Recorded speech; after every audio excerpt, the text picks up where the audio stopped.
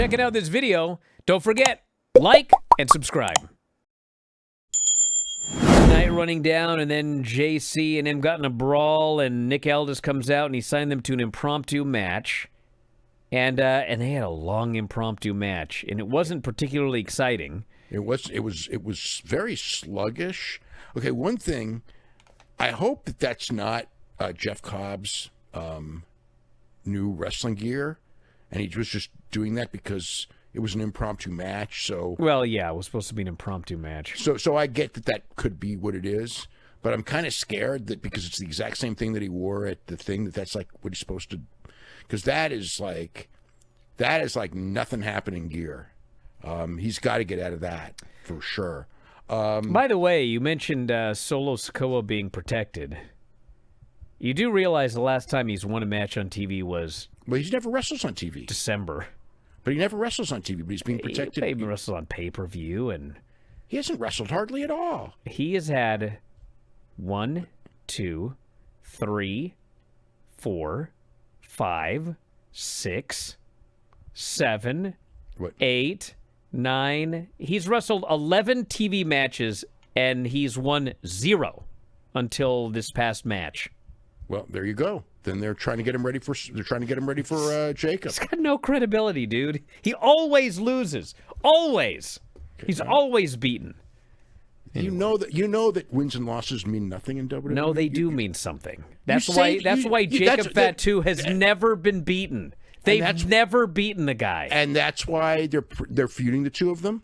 They're feuding the two of them. So I know. I'm wondering why they're feuding them. Like, give Solo something. Well, they are. Well, I guess they're going to start to do that now. But the point is like the way that they book title match, they have people lose 10, 15 times in a row, and they'll give them a title match. Yeah, for geeks. But for the top guys, they don't beat them. There's a reason that Jacob Fatu has never been beaten. Well, yeah, because they're super protecting Jacob Fatu. Yes, exactly. But Solo is the guy who's going to feud with him for next. But they don't care. They don't care. Well, they should. If you want people to care about it, they didn't care about that ladder match. But they still... And they didn't care about Solo winning, except they were mad because they didn't have Phoenix or like two guys who can do ladder matches But the point, they've taught, how many times, I mean, they've taught the fans that wins and losses don't matter. The fans don't care about wins and losses. I mean, it's obvious. You've seen how many times that they'll put a match that in theory shouldn't draw because one of the guys always loses, and it does draw. So it's like, I've been studying this. The fans, it's not a big deal to the fans. Yes, they will protect a few guys like Solo. Yeah, important I mean, not guys. Solo, but like Jacob. But Solo's a guy who they obviously feel that they can beat, but they still treat him like he's a top guy. I mean, he gets plenty of promo time. The key in WWE is your promo time. I know, but people don't care about Solo. He actually doesn't get a very good reaction. Well, Jacob gets a great reaction because they can see he's special. Yeah, because he never loses. Yeah, and he's always the guy that has to save Solo. But they push Solo, but Solo gets lots of TV time, and he gets a push. He needs to start getting some wins, or this ain't going to be much of a feud. Well, he's going to lose the feud, so it doesn't matter. But the point is, especially for heels, they beat heels all the time. And Solo, they beat heels all the time. They don't care. I mean, it's like that's just part of the deal. I mean, it's... this is not anything new. This has been the case in WWE for decades. They do not, when they book, they're not booking long-term who he's going to win and he's going to get a title shot. They'll just do whatever they want. Doesn't matter. Doesn't care. And then when it comes to, we've got to get somebody ready for a title shot. This guy's lost a bunch of matches. We'll put him in a 4-way and he wins the 4-way and he gets the title match, and all those losses don't matter and the people accept it.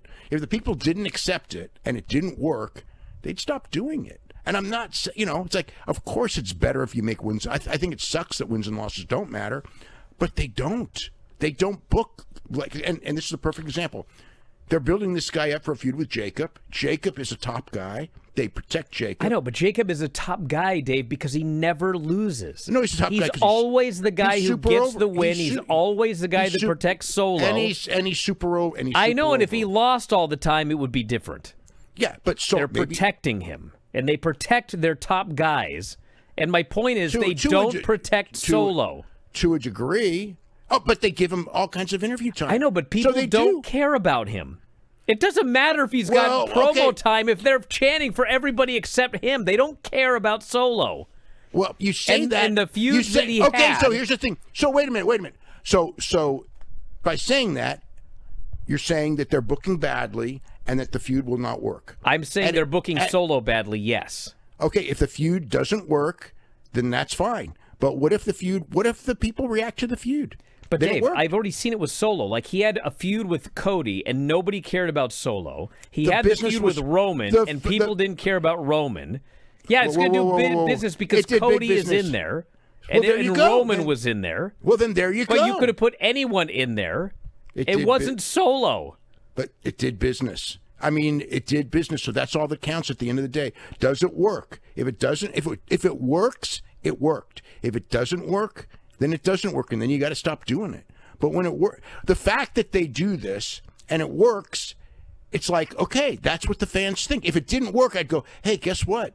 This doesn't work. You gotta do this. But these feuds worked, so there's your answer.